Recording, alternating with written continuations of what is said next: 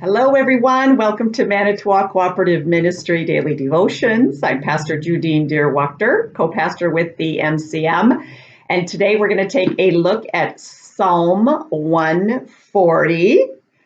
God is a boomerang. Okay, how is that possible? Well, we're going to dissect that a little bit. I come to you, and I'm going to mention this in each daily devotion this week. I come to you wearing specific colors of teals, blues, and greens, and that is to symbolize the aspect of apology to all individuals over the centuries that have experienced the great injustices because of abuse of power.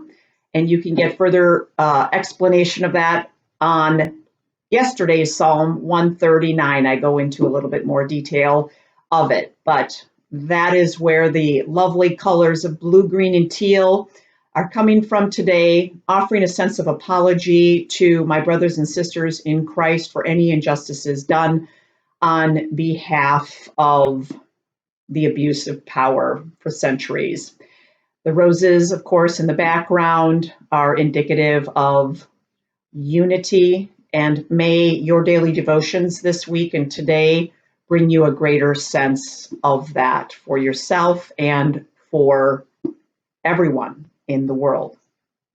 So again, we're going to take a look at Psalm 140. I'm going to read to you the first 6 verses. God is a boomerang. Okay, how is that possible? Let's take a listen. Yahweh, rescue me from evil people. Defend me from men of violence, from people plotting evil, forever intent on stirring up strife, who make their tongues as sharp as serpents, with vipers' venom on their lips. Yahweh, guard me from attacks by the wicked. Defend me from those who love force, from people plotting to make me stumble, forever laying snares where I walk. Insolent wretches, concealing pitfall and noose to trap me as I pass. I have told Yahweh, you are my God. Yahweh, listen for my cry of help. Okay, so we have obviously a psalmist who is asking God to rescue him, to guard him, to defend him from those who will plot to harm him. And as you read on, I always invite you to go ahead and read the whole thing yourself. As you read on, once he claims, you're my God, you can do this, listen to my cry, then he was going to go on and he's going to explain, you could read it for yourself, here's what you need to do to make that happen. And what he says is, what I think you should do is have red hot embers fall on them.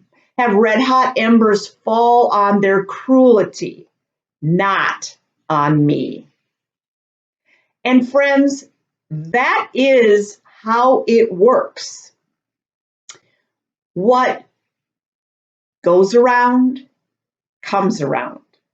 If this psalmist is pure in heart or innocent, let's just say, none of which his enemy is trying to do to him is going to happen. Because for example, if you hold a sword against an enemy, if you hold a sword against that person, know that in the spiritual perspective, that sword falls on you, not on your so-called enemy. Everything about God or love is always to be understood as a paradox, meaning the opposite is true. And in this world, what appears to be real is usually the opposite. So again, if you're going to harbor and hold something against another, know that great, but you need to expect the fact is that is going to come back onto you and not onto them. So it makes me live a life because I have experienced this. It's true. Test it out for yourself or look in retrospect how that may have been the case for you. And I so believe this, that God is a boomerang, that love is a boomerang, that I'm actually afraid or refuse to function in a way that could be harmful to another person, no matter how much I feel that that person has harmed me. I don't want it back onto me. Therefore, I'm not going to choose to respond in like an eye for an eye.